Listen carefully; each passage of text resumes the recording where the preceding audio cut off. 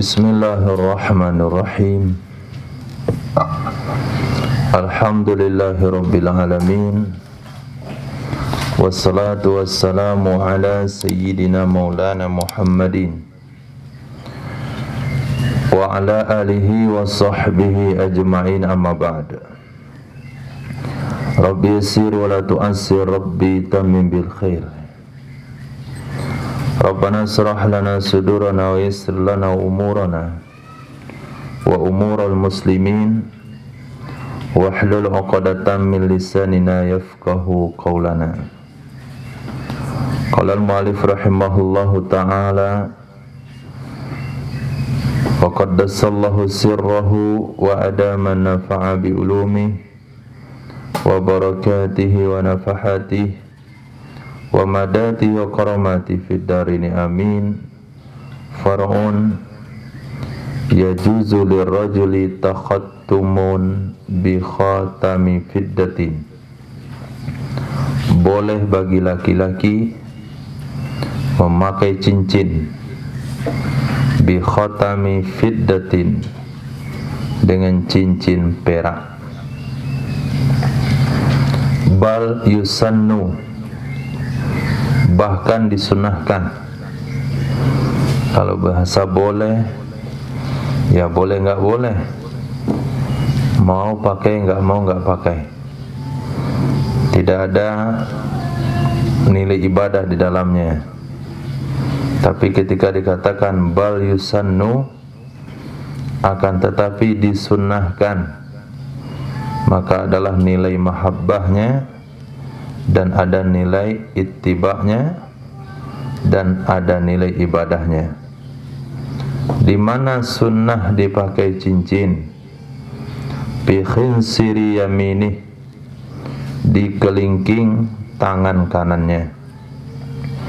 Au yasarihi, atau tangan kirinya. Littiba'i, karena ikut baginda Rasul sallallahu alaihi wasallam. Jadi sunnahnya di kelingking, bukan di jempol. Pakai cincin di jempol itu gaya raja-raja, menunjukkan keangkuhan dan kesombongan. Pakai cincin di telunjuk itu hampir sama, gaya orang-orang onge. Pakai cincin di tengah itu dilarang oleh Rasul sallallahu alaihi wasallam. Kemudian pakai cincin di jari manis, itu adalah pemakaian cincin awam masyarakat. Kenapa jari manis? Jari manis saya kasih cincin, jari nggak manis tak apa kasih cincin. Siapa ngasih nama tuh jari manis? Saya rasa Indonesia. Jari manis bahasa apa? Indonesia bukan? Berarti Indonesia punya bahasa. Nah, tapi sunnahnya Nabi bukan di situ, di kelingking. Walubusuhu fil yamini afdalu, memakainya cincin di tangan kanan lebih baik. Tadi kan boleh dua, boleh di kelingking kiri, boleh di kelingking kanan. Tapi memakainya di kelingking kanan lebih baik. Wa sawwabal Azra'iyu maqtadahu kalamu Ibni Rif'ah min wujubi naqsihi an misqalin. Dan membenarkan oleh Imam Azra'i radhiyallahu an akan inti iqtadahu, yang menginginkan akannya inti oleh pembicaraan Imam Ibnu Rif'ah. Jadi Imam Azra'i membenarkan inti pembicaraan Imam Ibnu Rif'ah, yaitu wajib menguranginya cincin dari 1 miskol. Wajib kurangnya cincin dari 1 miskol. Jadi beratnya perak itu jangan lebih 1 miskol.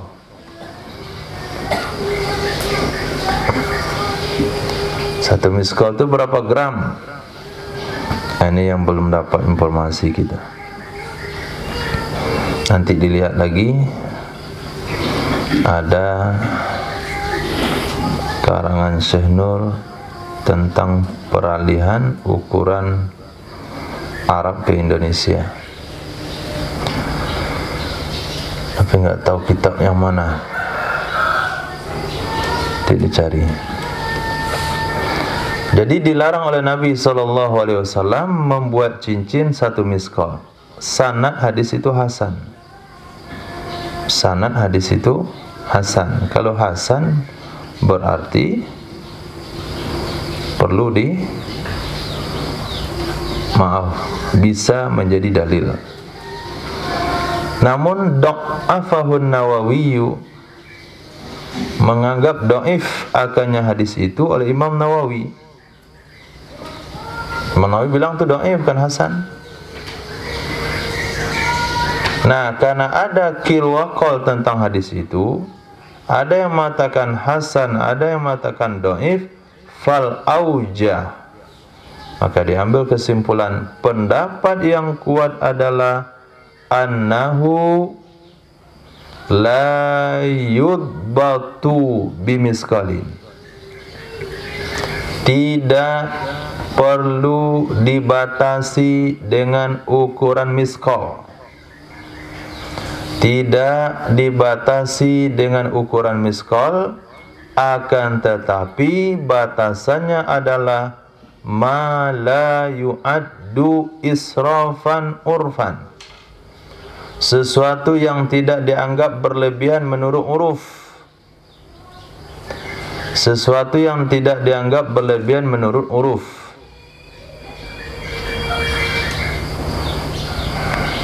Nah,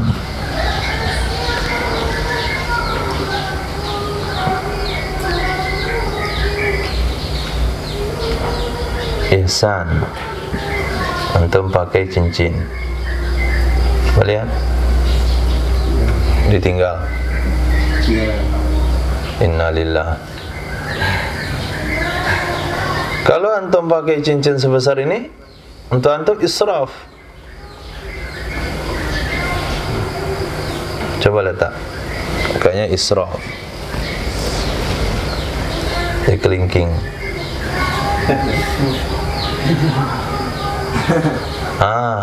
Itu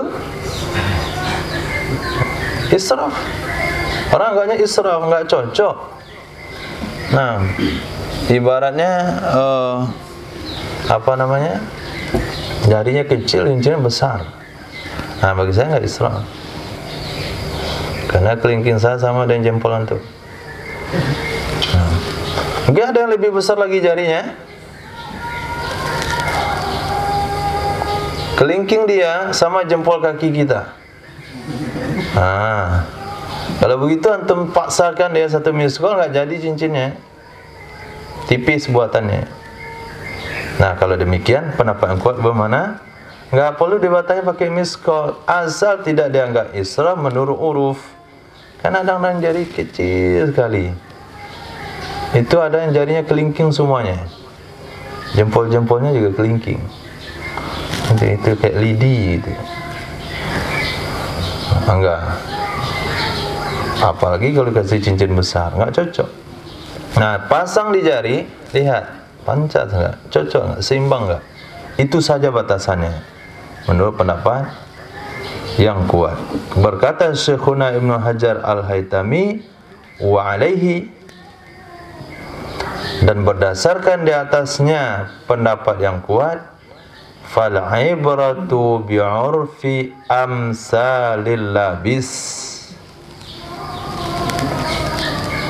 maka yang diperhitungkan adalah dengan uruf orang-orang yang semisal, orang-orang yang setara dengan orang yang memakai, orang-orang yang setara dengan orang yang memakai. Dan israf atau tidak israf itu dinilai dengan pandangan orang yang setara dengan dia dan dengan daerah yang sama. Bisa saja di daerah kita itu sudah israf, di daerah orang belum. Misalnya hari ini sorban yang dipakai hari ini, kalau antum pergi ke kampung israf, ada aja kepala diikat-ikat. Tapi kalau antum pergi ke Pakistan, ini sorban apa nih, kecil kali. Jadi ada standar daerah masing-masing. Mungkin kalau kita pergi dalam satu daerah, itu sebesar batu penggilingan cabai, itu belum israf bagi mereka. Biasa aja itu dikelingking. Ini dia jalan. Saya dilepaskan begini, yang beratnya cincinnya. Kalau daerah itu bilang itu biasa, ya sudah biasa berarti. Tapi kalau daerah itu bilang israf, baru israf. Maka israf itu menurut pandangan siapa? Al-ibratu bi'urfi amsalil labis. Perhitungan israf menurut penilaian orang ramai, orang-orang yang setara dengan si pemakai.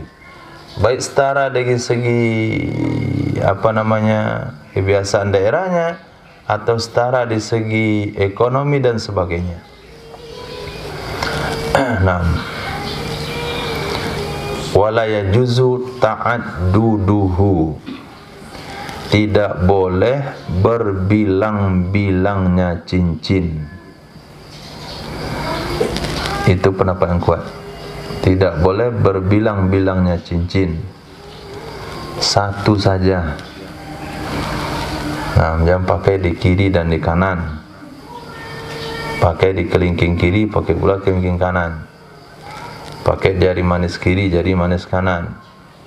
Cincin dia 6, 3 kiri, 3 kanan. Nah, macam-macam warnanya itu.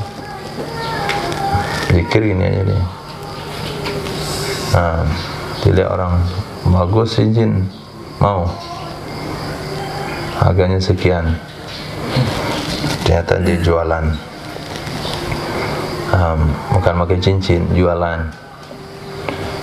Yang sunnah itu satu.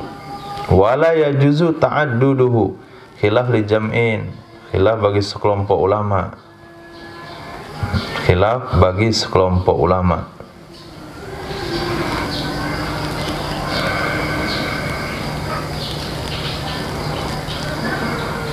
Nah, orang-orang yang bagi pelajar agama, pendapat yang diambil yang pertama, wala yajuzu ta'adduduhu. Tapi pandangan kita kepada masyarakat itu pendapat yang kedua.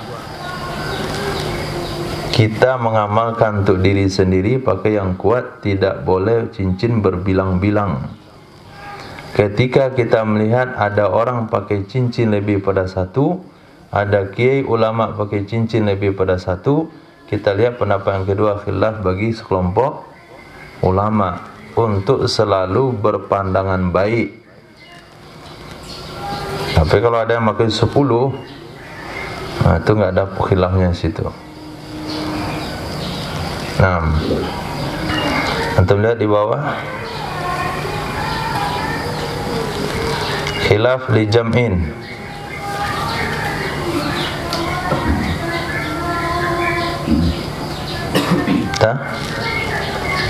Maju 2 baris ke atas. Wa huwa zahirun jaliyun. Jumpa? Maju 2 baris ke atasnya. Yang ke bawah, ke atas. Wa huwa zahir jaliyun. 2 baris saja. Di baris kedua, ala anna ta'adduda sara syi'aran lil hamqa wan nisa. Sesungguhnya berbilang-bilang cincin jadilah ia itu syiar bagi orang-orang bodoh dan wanita. Kalau wanita boleh berbilang-bilang cincin, itu syiarnya wanita. Dan juga hamqa, orang bodoh. Falyahrum min hadhil jiha, maka haram ia berbilang-bilang cincin dari sisi sini. Sehingga menurut Imam Ad-Darimi dan juga yang lainnya. Itu fatwa ulama, berdasarkan fatwa ini hukumnya haram. Karena yang biasa pakai cincin lebih pada satu itu kalau enggak perempuan, orang bodoh. Tuh lihat tuh, orang-orang enggak mandi di jalan tuh, banyak cincinnya. Kalungnya banyak, cincinnya banyak, bajunya berlapis-lapis. Orang apa nama itu? ODG. Hah? Orang gila. Hamkok menunjukkan kepada kebodohan seseorang kalau dia pakai cincin banyak. Nah, kalau kita lihat dari sudut pandang itu, kata Imam Ad-Darimi dan yang lainnya, maka memakai cincin lebih daripada satu hukumnya haram. Kita baca aja semuanya. Wala yajuzu ta'adduduhu. Wala yajuzu ta'adduduhu. Tidak boleh berbilang-bilangnya cincin, artinya khatamu cincin lubesan dalam pemakaian. Yang enggak boleh itu berbilang-bilang cincin kalau dipakai. Adapun membuat cincin supaya dipakai satu persatu, hukumnya boleh. Dia punya cincin 10 sesuai dengan warna baju. Baju hijau, cincin hijau. Baju kuning, cincin kuning. Tapi dia pakai dia satu persatu, itu hukumnya boleh, enggak ada masalah. Pendapat zahir itu boleh mengambilnya, membuat cincin lebih pada satu, yang enggak boleh itu memakai. Pendapat itu dipegang oleh ulama Muhibbut Tibri. Jadi pembahasan ulama bukan hanya memakai satu cincin, tapi kamu punya 2 cincin, 3 cincin, boleh enggak? Sampai ke situ dibahas. Punya 2 cincin, 3 cincin, 4 cincin, cuman dipakai satu saja, boleh enggak? Tapi kalau cincinnya dipakai di jari, satunya di jantung, boleh.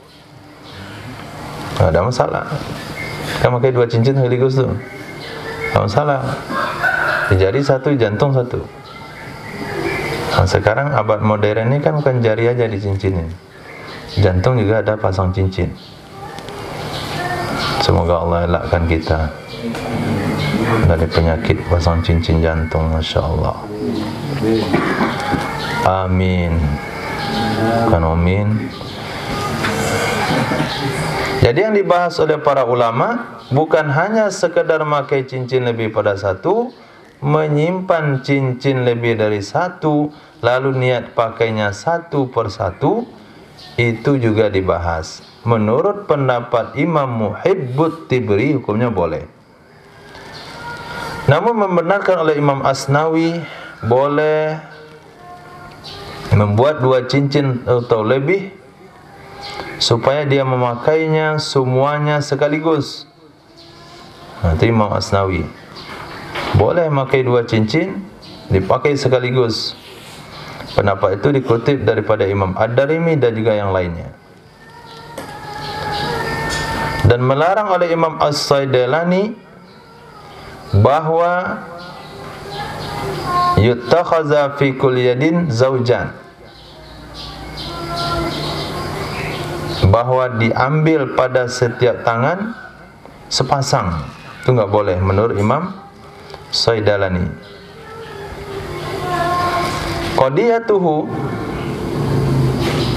Qadiyatuhu tuntutannya pendapat Imam Saidalani itu halal satu pasang di tangan dan satu pasangnya lagi di tangan yang lain. Nah, menurut Imam Asnawi boleh memakai 2 cincin sekaligus atau lebih. Menurut Imam Saidalani boleh memakai 2 cincin tapi jangan satu tangan, satu di kanan, satu di kiri. Dan dengannya membolehkan juga menjelaskan oleh Imam Al-Khawarizmi. Itu khilafiyah yang terjadi. Yang kita pegangi adalah, yang kita amalkan adalah, yang kita fatwakan adalah walladzi yattajihu i'timaduhu kalamir raudhah. Pendapat yang kuat adalah berpegang dengan kalam raudhah. Jangan tidur keluar saja. Walladzi yattajihu, pendapat yang kuat yang kita pegang adalah memegang kalam Imam Raudhah, yaitu kalam Imam Nawawi, yang zahir di dalam pengharaman ta'addud, memakai cincin lebih dari satu secara mutlak. Nah, ta'addud di sini, kalau sekiranya ada orang ingin memplesetkan Imam Nawawi, dia kutip pendapat ini, Imam Nawawi adalah anti poligami. Akan ada bahasa begitu. Dalam Raudhah, Imam Nawawi mengharamkan ta'addud. Ta'addud itu bahasanya poligami. Ketika dia tidak melihat kalimat awal dan kalimat setelahnya, tapi ketika dia masuk dalam pembahasan, ta'addud di sini bukan poligami, tapi ta'addud di sini ta'addud cincin, bukan ta'addud istri. Dan bilang, ini Imam Nawawi. Imam Nawawi itu enggak ahli sunnah dia. Fatwanya bertentangan dengan ijma' ulama. Dia bilang haram poligami. Mana teksnya tuh? Bi hirmatit ta'addudi mutlak. Ini bisa diselewengkan begitu. Antum bisa baca juga. Tapi ketika kita lihat teksnya yang benar, oh bukan masalah ta'addud itu, Mas. Tapi masalah ta'addud cincin. Li'annal asla fil fiddati at-tahrim ala rajul. Kenapa Imam Nawawi mengatakan haram ta'addud cincin? Karena hukum asal dalam memakai perak adalah haram terhadap laki-laki. Hukum asalnya. Kecuali sesuatu yang sahih izin di dalamnya. Kecuali sesuatu yang sahih izin di dalamnya. Jadi al-aslu fi isti'malil fiddati lirrajul haram. Hukum asal memakai perak bagi laki-laki adalah haram. Karena hukum asalnya haram, maka tidak boleh dipakai kecuali sesuatu yang jelas-jelas dalilnya untuk menghalalkannya. Wala yasihu fil aksar minal wahid, dan tidak ada yang sahih pada yang banyak lebih dari satu. Di situ istidlalnya. Dan tidak ada yang sahih pada yang lebih dari satu. Cincin 2, cincin 3, cincin 4 itu enggak ada yang sahih penghalalannya. Yang sahih penghalalannya cuma satu.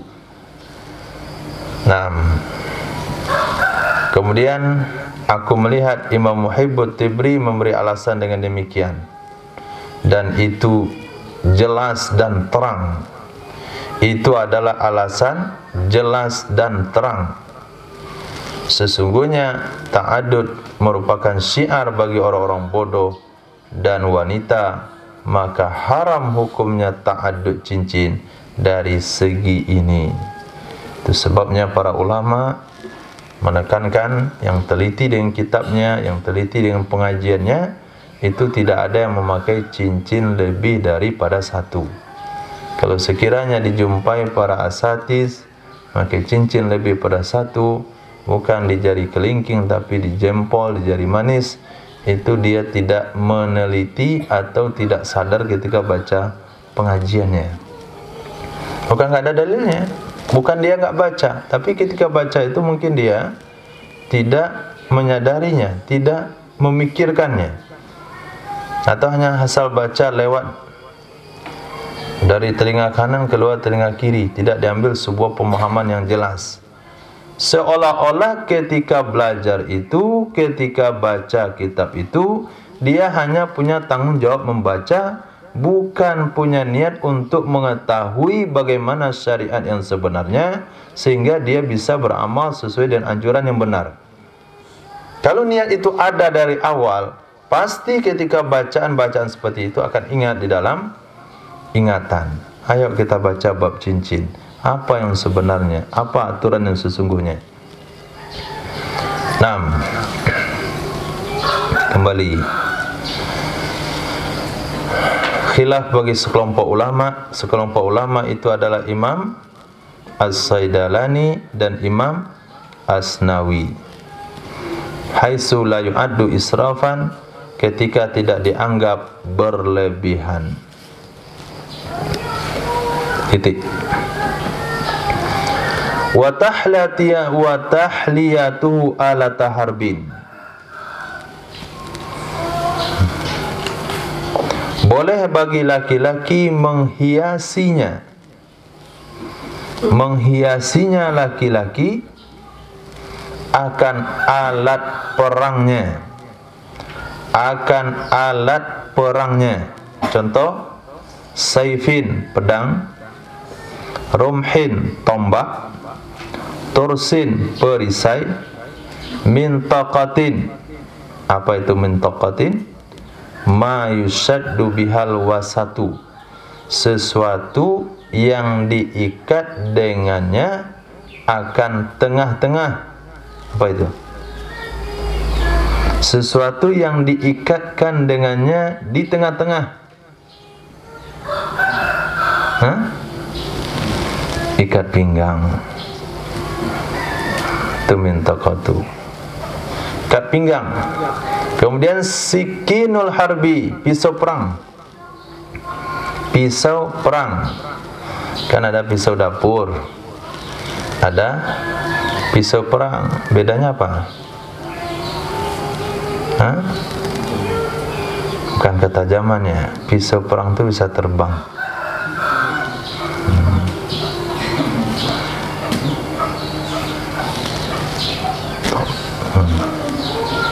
Atau bintang ninja. Bintang ninja, itu kan pisau perang juga itu. Duna sikinil mihnah, tidak pisau mihnah. Mihnah itu aktivitas harian. Tidak pisau aktivitas harian. Pisau tukang lontong, pisau dapur, pisau peraut layang-layang, pisau ukir, itu nggak masuk. Kemudian miqlama, tidak juga miqlama, tempat pena. Nah ini miqlama, itu tidak boleh dihiasi. Bi fiddatin, dengan apa boleh dihiasi alat-alat perang tadi? Dengan perak. Bila sarafin, dengan tidak boros, tidak berlebihan. Untuk apa atau alasan apa alat perang boleh dihiasi dengan perak? Li'anna dzalika irhaban lil kufar, karena sesungguhnya demikian itu membuat takut orang-orang kafir. Membuat takut orang-orang kafir. Ketika pedang dilapisi dengan perak, kemudian pedangnya dibuka di medan perang, diangkat ke atas, kena terpaan sinar matahari, mana bentuknya? Masya Allah, tajam pedangnya. Tak berani kita perang, hanya kabur orang kafir. Seperti kisah yang diriwayatkan, sahabat bersiwak. Nah, ketika bersiwak dia oleh orang-orang kafir. Inna lillahi wa inna lillahi, dia bukan orang Islam. Nah, orang Islam sudah mengasah gigi-giginya, bukan hanya pedangnya diasah, giginya juga diasah. Akhirnya mereka kabur. Nah itu juga tujuannya. Antum bayangkan di tangan kiri, nah, ini nggak bisa dilipat kalau udah pagi. Di tangan kiri ada perisai, kena sinar matahari, silau mata dia. Sebelah kanan ada pedang, dilapisi juga dengan perak. Sebelah situ ada tombak, ujungnya juga lapis dengan perak.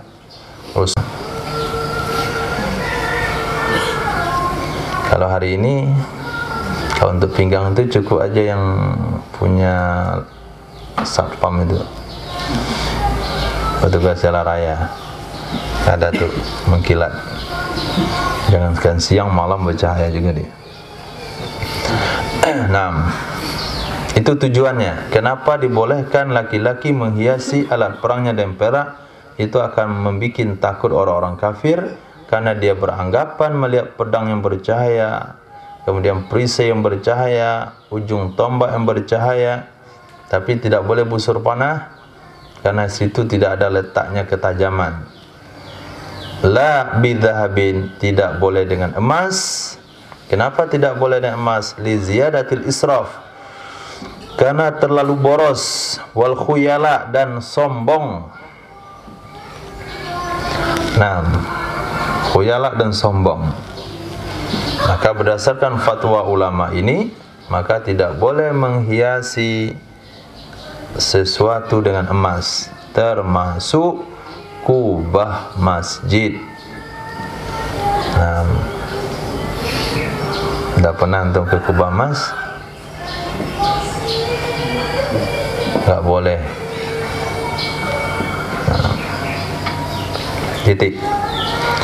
Wal khabarul mubihu lahu, hadis yang membolehkan baginya menghiasi dengan emas, da'afahu Ibnu Qattan, menganggap dhaif akannya hadis oleh Imam Ibnu Qattan, walaupun menganggap hasan akannya hadis oleh Imam At-Tirmidzi.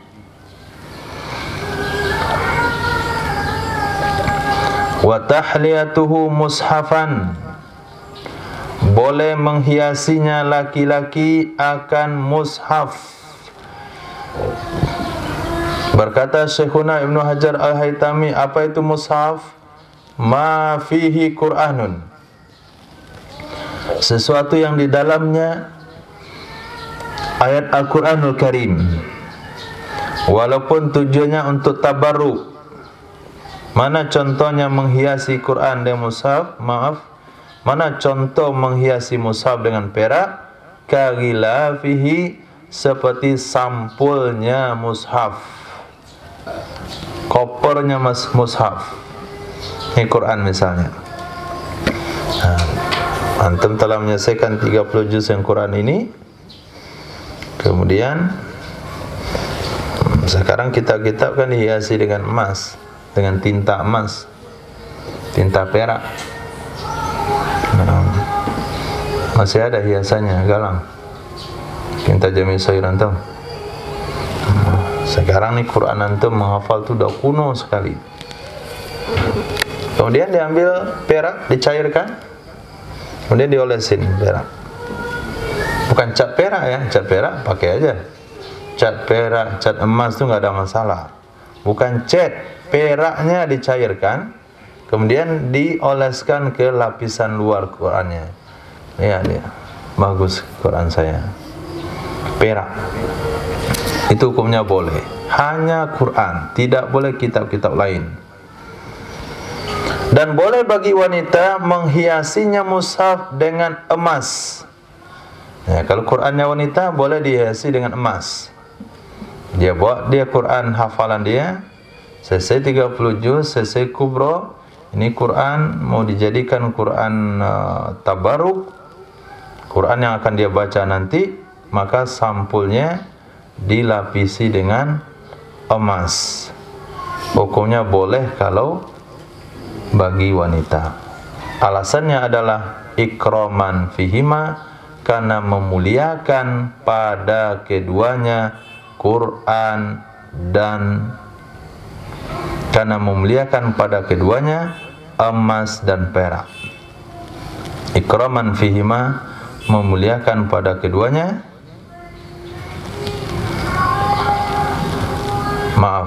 pada keduanya, menghiasi perak bagi laki-laki, menghiasi dengan emas bagi wanita. Ke situ kembali dhamir hima. Pada keduanya, menghiasi perak bagi laki-laki, menghiasi emas bagi wanita. Dan boleh juga katsbuhu bidzahab hasanun, wa katsbuhu bizzahabi hasanun walau mir rajul. menulisnya Al-Quran dengan emas itu lebih bagus walaupun dari seorang laki-laki.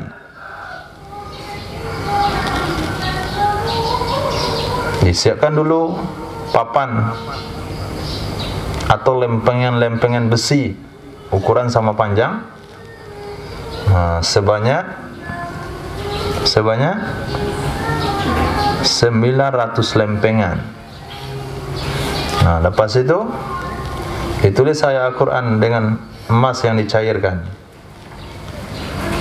Nah, Quran bertuliskan emas, bukan tinta emas, tapi asli emas untuk menulis Al-Qurannya. Itu lebih bagus walaupun dari seorang laki-laki. Nah, tidak boleh menghiasi kitab selainnya Quran walaupun dengan perak. Tidak boleh menghiasi kitab selain Al-Quran walaupun dengan perak. Nah, kalau kitab selain Al-Quran itu cukup disampuli saja supaya hiasannya tidak hilang. Ini nggak tahu lagi kitab apa ini. Sudah kayak kuno, kayak punya kitab nenek moyangnya dulu. Kalau kita lihat kitab ulama-ulama tua memang seperti itu. Nggak lihat lagi tulisannya. Luar itu semuanya kulit. Tulisannya kecil sekali. Susah melihat juz berapanya. Nah, kitab dia itu ada mirip sama itu. Hitam aja. Isinya dalam juga ada hitam. Padahal kita abad modern, penampilan kuno. Nah, fatamyihu haramun qat'an mutlaqan. Melumurinya hukumnya haram, sepakat ulama, dan mutlak, baik laki-laki maupun wanita. Haram melumuri mushaf dengan cairan emas dan perak. Maaf, jadi pembahasan tadi salah. Menghiasi itu bukan melumuri, bukan dicat begitu, tidak.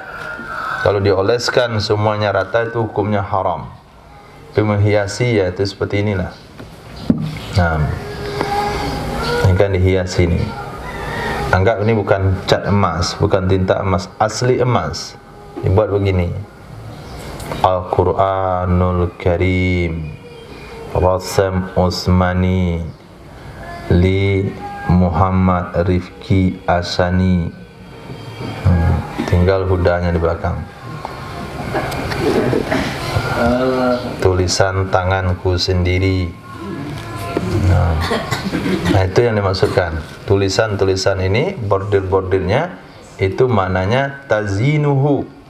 Tapi kalau saya bilang dicat tadi rata semuanya, itu hukumnya haram, diralat surahnya, diralat penjelasannya, bukan dilumuri tapi diukir. Nah, sedangkan melumuri hukumnya haram. Titik.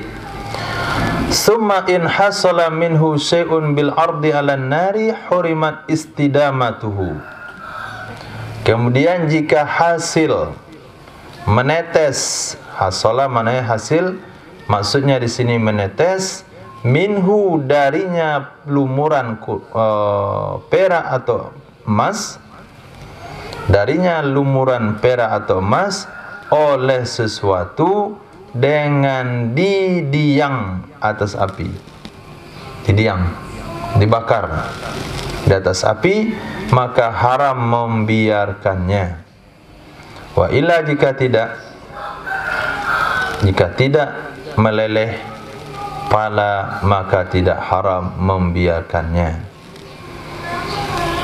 Ini kita ada masuk dalam pembahasan melumuri Quran atau sesuatu dengan perak atau emas. Kita cairkan. Ketika kita cairkan perak, lalu kita oleskan ke bagian sampul Quran secara merata, itu apa hukumnya? Apa hukumnya? Haram. Kemudian hal itu sudah terjadi.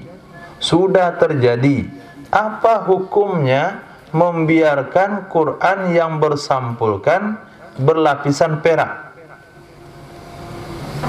Apa hukum membiarkannya? tafsil. Bagaimana penafsilannya? Kalau kita ambil lilin, kita bakar lapisan perak itu, dia netes, maka wajib dirusak, wajib dilelehkan kembali. Tapi ketika kita bakar di atas api, dia tidak meleleh, cuman mengerut saja dia, nggak sampai netes jatuh, itu nggak ada masalah. Berarti lapisannya tipis. Pernah main api? Nah, misalnya ada benda yang sudah dicat untuk bakar, tentang catnya itu, ketika dibakar catnya itu menghilang, lari dia dari tempat api, itu boleh. Tapi ketika dibakar catnya netes dia ke bawah, berarti banyak, dan itu harus dirusak. Itu maknanya in hasala minhu syai'un bil ardi 'alan nari, kalau menetes darinya lumuran sesuatu dengan cara didiang, dibakar di atas api, maka haram dibiarkan. Jika tidak menetes, maka tidak haram membiarkan. Haramnya hanya sekali ketika melakukan, untuk kedepannya tidak haram lagi. Wa ini tasala bil badani, walaupun menyambung dengan badan, khilaf bagi sekelompok ulama, walaupun menyambung dengan badan.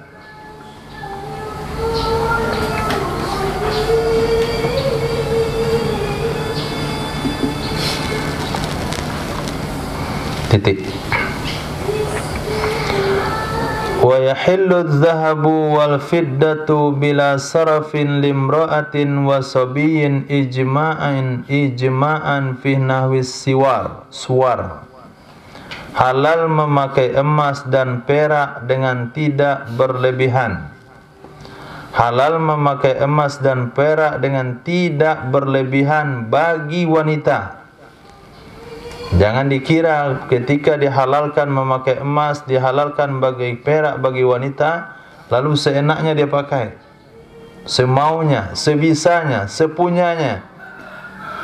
Ada juga aturan, tidak boleh berlebihan. Halal memakai emas dan perak dengan tidak berlebihan bagi wanita dan bagi sobi laki-laki, bayi laki-laki, anak laki-laki. Ijma' sepakat ulama dalam bentuk seumpama gelang tangan, wal khalkhal gelang kaki, wan na'al dan sendal, wat tauki dan kalung. Nah, sendal emas dia buat, selagi enggak berlebihan boleh. Kaos kakinya juga emas. Kemudian cincin emas, gelang emas, kalung emas, anting juga emas, termasuk gelang kaki. Nah, gelang kaki itu perhiasan yang dibolehkan bagi wanita, tidak termasuk cincin hidung. Nah, cincin hidung itu perhiasan yang tidak dibenarkan oleh syariat Islam. Setelah dicincin hidungnya, dirantai lagi, digabungkan dengan telinga. Nah, bagusnya dua, enggak kasih tali, tali arung namanya. Ini berlaku di masyarakat kita, bukan masyarakat awam ya, masyarakat masturo. Nah, ketika datang ke tempatnya jamaah dari India, nah, dia nampak jamaah India itu pakai tali arung. Minta tak bikin ini, kata minta lubang hidung saya. Dia pakai pula, begini hidung dia. Nah, kata suaminya, bagus juga ini, India isi sekarang. Nah, memang kulitnya udah lama India. Sekalian bagus kayak. Ini asal datang daripada daerah yang mengamalkan agama, dia nggak lihat itu orang mengamalkan agama, dasarkan agama atau tidak, udah ikut juga tren. Itu nggak masuk bagian dari perhiasan wanita. Seperti yang kita sampaikan, ini anting di telinga, masih khilafiyah hukumnya. Pendapat yang kuat boleh, pendapat lemah enggak boleh. Kenapa? Menyakiti. Apalagi hidung dilobangi. Maka disarankan kalau lobangi di sini saja, langsung. Taruh di sini, kemudian kasih masuk sini, ke sini. Panjangkan dikit. Nah, haram hukumnya membuat menyakiti badan, melobangi badan karena perhiasan, kecuali yang jelas dasarnya dari agama. Tidak ada kitab fikih membahas tentang cincin hidung. Lihat baik-baik, perhiasan wanita, gelang tangan, gelang kaki, sendal, kalung. Menurut pendapat yang ashah fil mansud bihima, juga yang ditenun dengan emas dan perak. Ditenun dengan emas dan perak. Maka yang kemarin kita bahas itu tidak berlebihan itu. Yang kemarin yang ditenun dengan emas dan perak, anak baju misalnya dari emas. Kemudian apa lagi?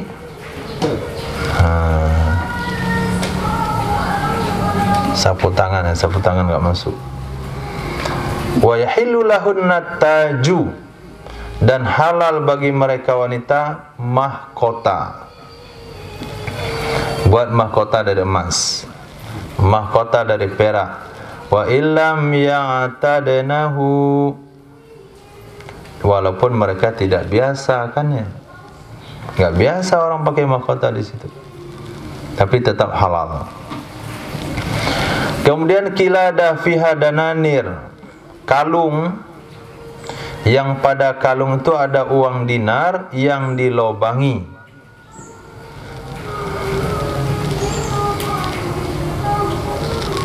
Mu'arrah, yang digantung.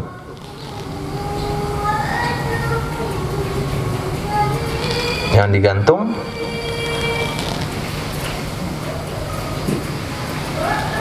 Begitu juga yang dilobangi. 6. Pernah lihat kalung wanita? Di mana antum lihat? Di mana antum lihat kalung wanita?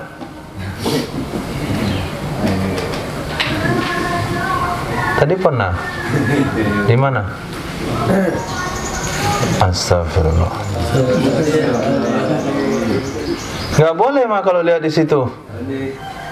Di toko emas. Nah, pernah lihat kalung wanita di mana? Di sini. Jaga mata.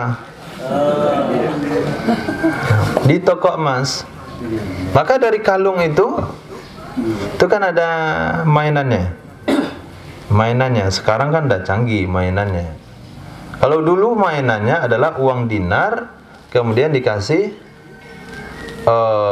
tali digantung di situ. Mainannya. Ada juga yang dilobangi uang dinar masuk di situ.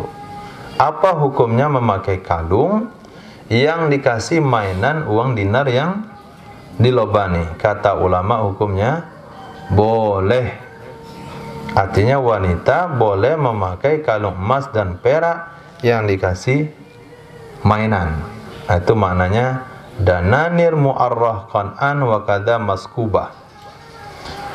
Wala tajibuz zakatu fiha, tidak wajib zakat padanya perhiasan-perhiasan di atas selama tidak dianggap berlebihan. Amma ma'as-sarafi fala yahillu syai'un min dzalik. Adapun beserta berlebihan, maka tidak halal sedikit pun dari hal itu. Maka tidak halal sedikit pun dari hal itu, seperti gelang kaki yang timbangan gabungan kedua belahnya 200 miskal. Seperti khal-khal gelang kaki, waznu majmu'i fardataihi, timbangan gabungan kedua belahnya 200 miskal. Itu dianggap berlebihan. Kalau berlebihan, fatajibuz zakatu fihi, maka wajib zakat padanya perhiasan wanita yang berlebihan. Titik. Selesai pembahasan emas perak. Walaupun pembahasan kita kemarin tentang zakat perdagangan, tapi karena berkaitan dengan emas, disinggung pembahasan emas dan perak. Sekarang kita kembali ke zakat. Nah, ini kitab Fathul Mu'in. Dia pembahasannya pembahasan orang dewasa, pelajar-pelajar dewasa. Bab zakat, nyinggung emas, bahas emas dulu. Bukan hanya emas saja, perak juga. Kemudian siapa saja, apa saja, benda apa saja yang boleh. Tuntas, kembali ke pokok pembahasan, yaitu tentang zakat. Nah, maka kalau kita mau mencari pembahasan kitab Fathul Mu'in susah. Saya mencari bab cincin lah. Kau buka nggak tahu bab cincin. Ternyata bab cincinnya ada dalam bab zakat. Di tengah-tengah itu ditaruh. Nah, kalau Fathul Qorib beda. Tentu anak-anak. Nah, kelompok-kelompok bab perhiasan isinya. Bab wadah isinya. Bab zakat, zakat nggak ada bahasa yang lain. Nah, itu saja nggak ngerti. Lagi campur-campur kan? Nah, oke. Bab zakat. Watajibu ala man marrah, wajib terhadap orang yang telah lalu. Siapa Rifki orang telah lalu?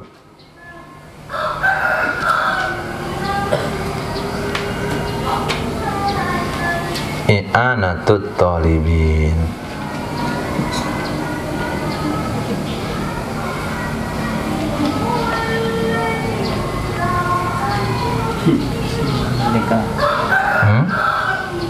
Muslim merdeka. Yang satu itu nggak tahu seartinya.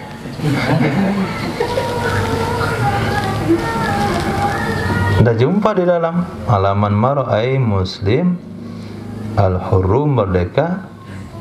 Satu lagi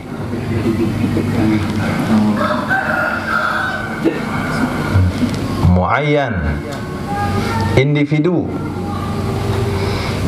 Maka tidak ada zakat terhadap harta milik negara. Perusahaan Pertamina nggak ada zakat. Nah, tambang emas di Freeport nggak ada zakat. Kenapa nggak ada zakat? Karena pemiliknya tidak individu, tidak tertentu, milik negara, muayyan. Titik. Nah, itu maksudnya man marra. Jadi kalau enggak jumpa maksudnya di luar, cari ke dalam. I'anatut talibin, siap membantu pelajar-pelajar agama. Watajibu wajib ya zakat terhadap orang yang telah lalu fi qutin, pada makanan pokok ikhtiyariyin. Makanan pokok yang dipilih. Bukan makanan pokok karena terpaksa, tapi makanan pokok karena pilihan. Min hububin, dari biji-bijian. Mereka biasanya makan pokoknya padi, biasa makanan pokoknya beras, tapi karena pencengklik, akhirnya dia mengajikan makanan pokok jambu. Hampir 2 tahun masyarakat itu makan jambu saja. Kenapa? Padi nggak ada, mahal sekali, nggak bisa beli padi. Apakah wajib zakat pada jambu? Kan makanan pokok dia. Bukan 2 tahun, 2 generasi dah makan jambu.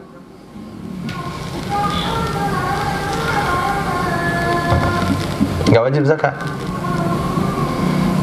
Misalnya orang pesisir,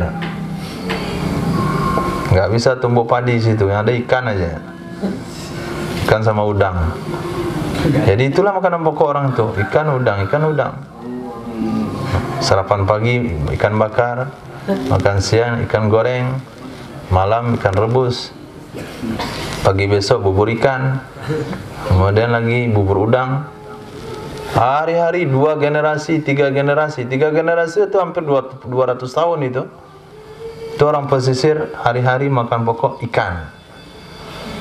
Wajib zakat pada ikan? Tidak wajib. Kenapa? Makanan pokok ikhtiari. Itu kan makanan pokok terpaksa. Tapi kalau memang benar dia menjadikan makanan pokok ikan, hari-hari makan pokok ikan dari nenek moyangnya tahun 1120 Masehi, wajib zakat enggak? Wajib zakat enggak? Tidak. Kenapa? Min hububin. Nah, makanan pokok dari biji-bijian. Ikan itu punya biji. 6. Kaburin seperti gandum, wa syairin dan syair, wa aruzin dan beras, wa dzurratin dan jagung, wa himsin dan kacang hims. Enggak tahu kita seperti apa bentuknya. Kemudian dukhnin. Dukhnin itu sejenis jagung tapi lebih kecil. Sejenis jagung tapi lebih kecil. Itu jagung itu tuh. Jagung crown, makron, pokron. Itulah crown itu. Pernah lihat jagungnya? Pernah? Seperti apa? Lebih kecil daripada jagung biasa.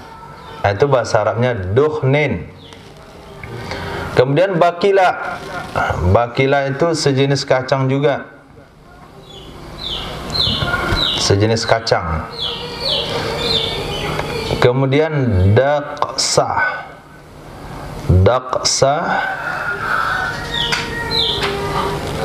hub kal jarus. Dalam kamus dikatakan, kata Imam Abu Bakar Syatab, pengarang kitab I'anah, itu sejenis bijian sama dengan jawarus. Sudah ditafsirkan seperti itu, kita juga nggak tahu. Sudahlah. Daska itu adalah biji-bijian. Biji-bijian juga. 6. Kemudian juga wajib zakat pada tamrin wa inabin, korma kering dan anggur kering, min thimar dari buah-buahan. Jadi ada zakat biji-bijian, ada zakat buah-buahan. Biji-bijian yang wajib zakat, biji-bijian yang menjadi makanan pokok. Buah-buahan yang wajib zakat hanya 2, korma kering dan anggur kering. Balagha qadru kulli minhuma khamsata ausukin, yang sampai kadar masing-masing dari keduanya 5 wasak. Yang sampai kadar masing-masing dari keduanya, biji-bijian dan buah-buahan, 5 wasak. Berapa 5 wasak itu? Wahia, dan dianya 5 wasak dengan kail, dengan takaran adalah 300 sok. 300 sok. Sementara 1 sok itu adalah 4 liter, 4 mud. Sedangkan 1 mud itu menurut 3 mazhab adalah 1 liter sepertiga Baghdad. 1 liter sepertiga Baghdad. Sekarang kita hitung menurut ukuran Indonesia. 1 mud itu berapa, Umar? Pembahasan sudah kita bahas kemarin dalam bab zakat fitrah. 1 mud berapa? 2 liter. 2 liter? Enggak, menurut orang Indonesia 1 mud itu adalah 7 on. 1 mud 7 on, 1 sok sama dengan 2,5 2,8 kilo. Oke, 2,8 kilo.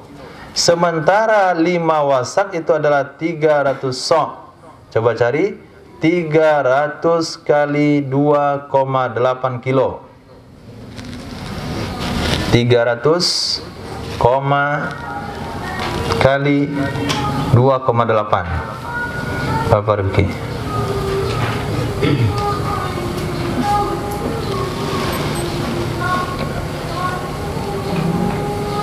Nabil berapa? 840 kilo. Itulah nisab emas. Nisab biji-bijian. Nisab biji-bijian 840 kilogram. Nah, tapi lihat lagi syaratnya, munaqqan, yang bersih. Bersih dari tibnin, jerami, kisrin, kulit, la yukalu ma'ahu ghaliban, yang tidak ikut dimakan bersamanya biji-bijian pada kebiasaan. Nah, kurma kering punya kulit enggak? Kurma kering punya kulit enggak? 15 hari makan kurma enggak tahu punya kulit atau tidak. Memang hidup antum enggak terpengaruh dengan suasana keadaan, atau enggak berpikir. Punya kulit enggak, Ibin?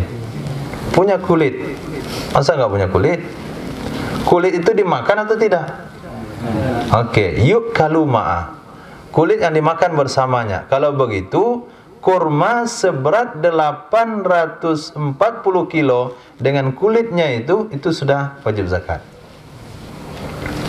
Padi seberat 840 kilo sudah wajib zakat belum? Padi seberat 840 kilo sudah wajib zakat belum? Belum. Kenapa? Masih berkulit. Ada kulit padi, Galang? Dimakan nggak dengan kulitnya? Jadi ada kulit yukalu ma'a, ada kulit la yukalu ma'a. Jadi 840 kilo ini mesti biji-bijian, mesti buah-buahan yang nggak ada kulitnya. Kalau begitu, zakat padi, nisab padi bukan 840 kilo, tapi 2 kali lipat. 840 kali 2 berapa, Angga? Hah? 172. Hah?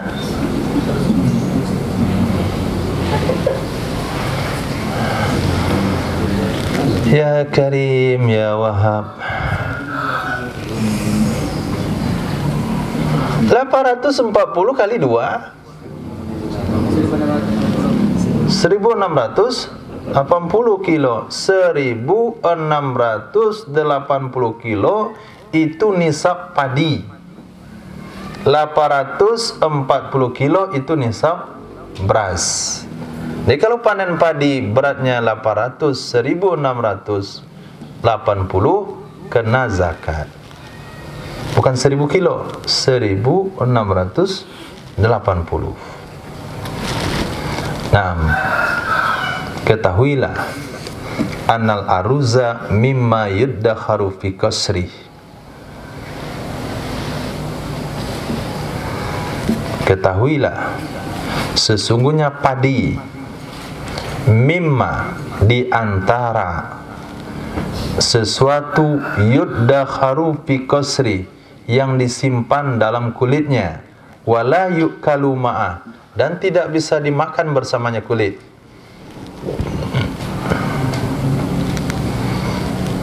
Fatajibu fihi, maka wajib ia zakat padanya padi, bahasa kitanya gabah, apabila sampai 10 wasak, 2 kali lipat beras.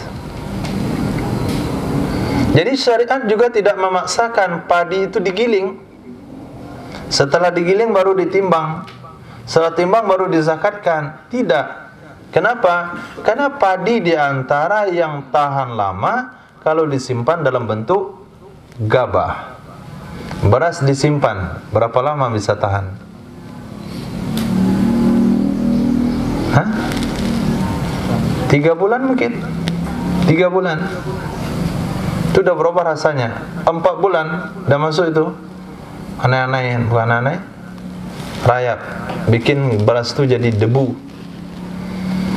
Tapi kalau padi tidak. Beras yang berkulit namanya padi bahasa kita kan.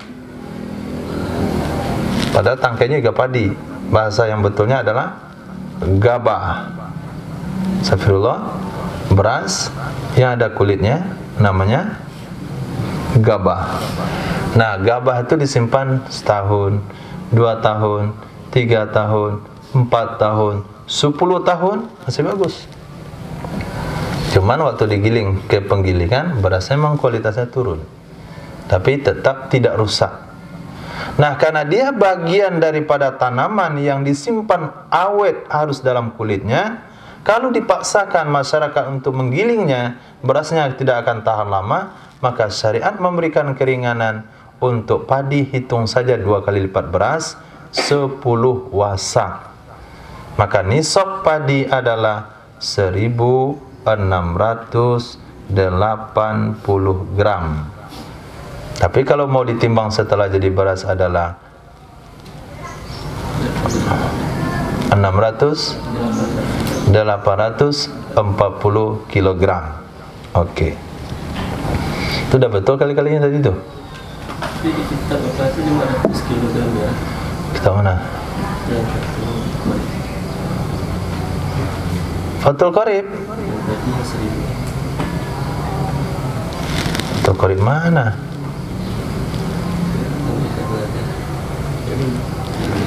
Coba antum ambil. Masya Allah. Nah, itu nisabnya. Untuk zakatnya berapa? Zakatnya adalah usrun liz zakati, 1/10 untuk zakat. 1/10 untuk zakat. Irfan, petani mendapatkan hasil dari gilingan padinya 840 kilogram. Dah sampai nisab belum?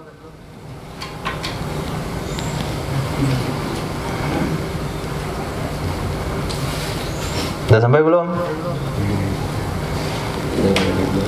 Seorang petani mendapatkan hasil dari gilingan padinya adalah 840 kilogram. Dah sampai nisab atau belum? Apa antum pikirin? Zahran dah belum? Belum? Jadi berapa belum sampai? 1680. Hasil dari gilingan padi itu apa? Beras 840 belum? Ya tadi kan saya bilang, dia mendapatkan hasil dari gilingan padinya. Mau dedak? Ya beras lah itu. Dari gilingan padi hasilnya beras. Berarti berasnya ada 840 kilo. Udah sampai zakat belum? Sudah. Berapa dikeluarkan untuk fakir miskin? 10 dari 100. Ya berapa? 84 kilo. 84? Betul, Irfan. Antum tamat apa kemarin? Hah? Tamat SD? Saya. Setelah SD antum kemana?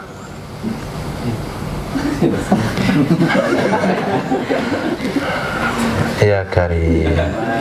Dulu saya tamat TK ya Irfan. Tamat TK. Kemudian lepas itu saya ke SD.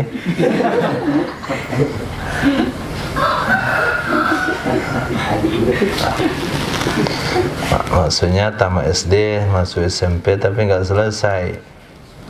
Tapi untuk mencari 1/10 dari 840 itu nggak susah. 840 bagi 10, buang nolnya 1. 9.000, berapa nisabnya zakatnya? 9.000. 9.000 kurang nolnya 1 berapa? Allah. Emang 9.000 nolnya berapa? 2 atau 3? 3 kurang nolnya 1. Ya 900 kilo. 1.000 kilo 100 zakat. 1.200 120 zakat. 1.000.000 kilo berapa zakatnya?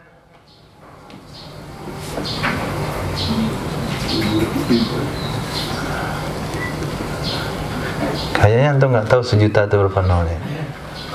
Berapa Irfan? 1.000.000 berapa nolnya?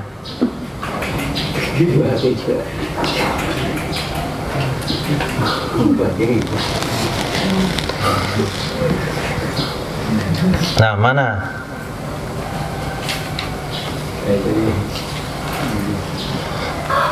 Mana Fathul Qarib bilang zakat itu 500 kilo?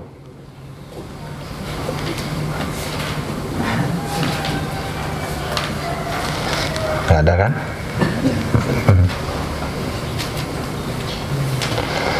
Nah, untuk cari dulu ya. Nah, jadi dari nisab yang disampaikan 5 wasak tanpa kulit, 10 wasak kalau pakai kulit, itu adalah usrun li zakah, 1/10 untuk zakat. Kapan wajib dikeluarkan 1/10 untuk zakat? Insukia bila mu'natin, jika disirami ia sawah, jika disirami ia kebun dengan tanpa pembiayaan. Nggak ada pakai biaya pengairannya. Mana contoh yang nggak pakai biaya? Kamatorin, seperti hujan. Wa illa, jika tidak. Jika tidak bagaimana? Jika tidak pakai biaya. Enggak? Jika tidak pakai biaya berarti tidak pakai biaya.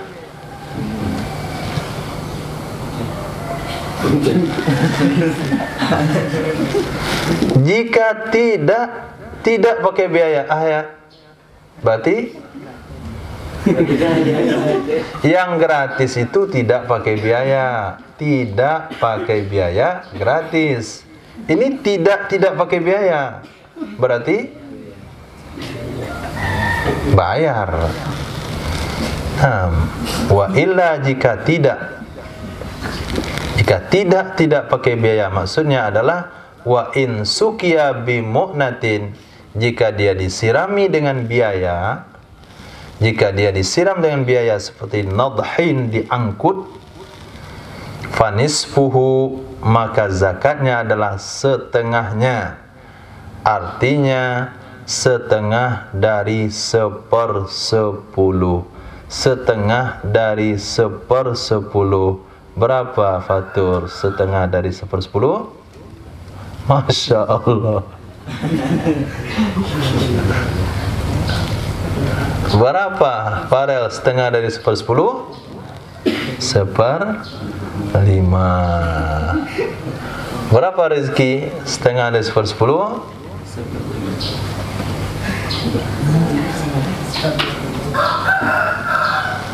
1/20 Mas. Kalau 1/5 itu 2 kali lipat 1/10. Memang kacau nih ini. Ini bangkrut masyarakat gara-gara antum nih. Bapak kalau punya sawah, kalau punya padi, Pak, punya padi, punya beras hasilnya 1.000 kilo, kalau disiram pakai hujan, zakatnya 1/10. Yaitu 100 kilo. Tapi kalau pakai biaya, Pak, 1/5 zakatnya. 200 kilo Bapak kena. Ini Bapak nih sudah kena biaya, banyak pula zakat saya. Ya itu yang saya baca di kitab. Bagaimana lagi? Kata kitab, kalau tanpa biaya 1/10, kalau pakai biaya setengah dari 1/10, 1/5. Allah. Dia pikir dia 1/10. 10 itu setengahnya 5, 1/5. Nah, matematika luar biasa. Nah, jadi setengah dari 1/10, 1/20. Nah, kalau 1000 yang tanpa biaya keluar 100, yang pakai biaya keluar 50 kilo setengahnya, yaitu 1/20.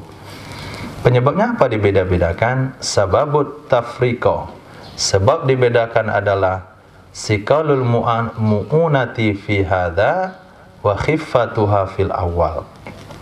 Beratnya biaya pada yang ini, yang pengairan pakai biaya, dan ringannya biaya pada yang pertama, yaitu yang disiram pakai irigasi, yang disiram pakai air hujan.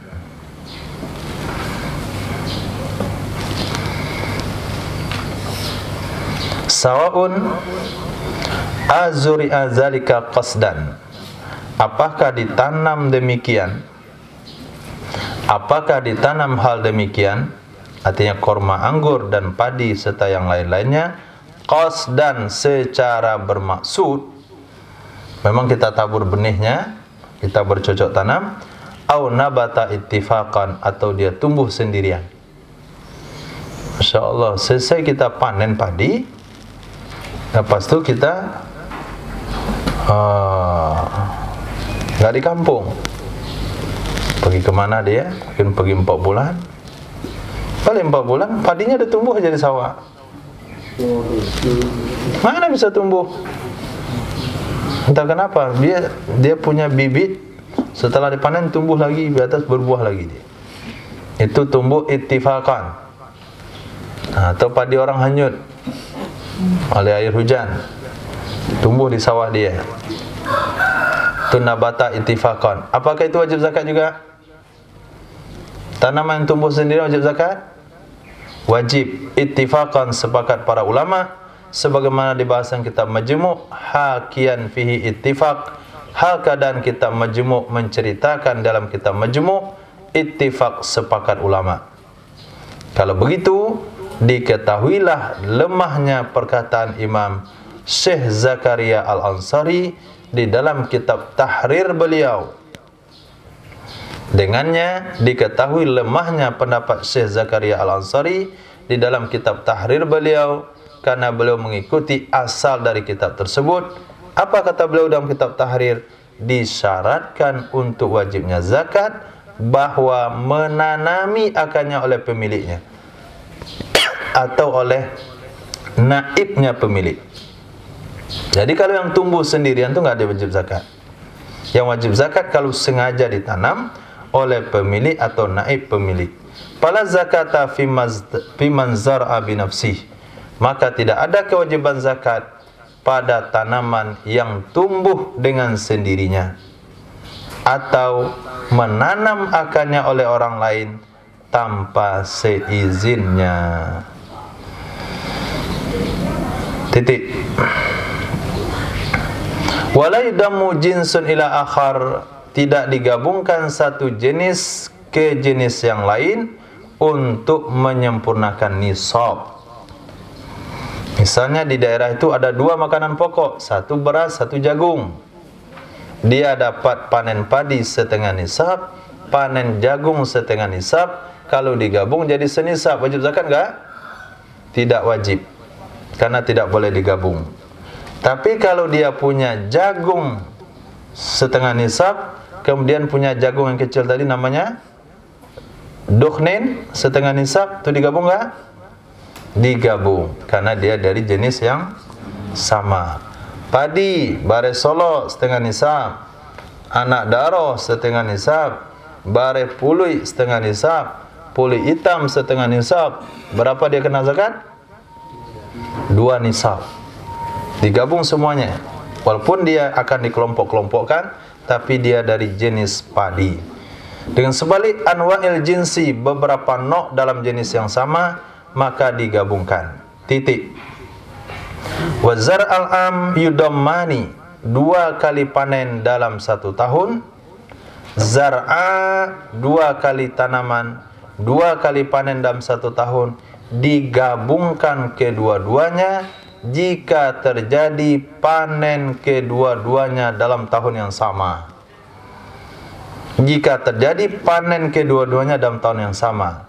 Ini kekeliruan yang terjadi di masyarakat kita. Dia menghitung 1 nisab itu sekali panen. Dia panen nggak sampai senisab, sudah nggak sampai senisab. Nanti dia panen lagi nggak sampai senisab, sudah nggak sampai senisab. Bukan sekali panen nggak sampai senisabnya, tapi selagi panen di tahun yang sama. Kadang-kadang tahun ini, abad modern ini mereka sudah panen 3 kali dalam 1 tahun. Kalau panennya terjadi tahun yang sama, digabung ketiga-tiganya, lalu dihitung sampai nisab atau tidak. Bukan sekali panen. Wallahu a'lam. Subhanallah bihamdihi, subhanaka wa bihamdika, asyhadu an la ilaha illa anta, astaghfiruka wa atubu ilaik. Subhanaka rabbil izzati amma yasifun, wa salamun alal mursalin, alhamdulillahi rabbil alamin.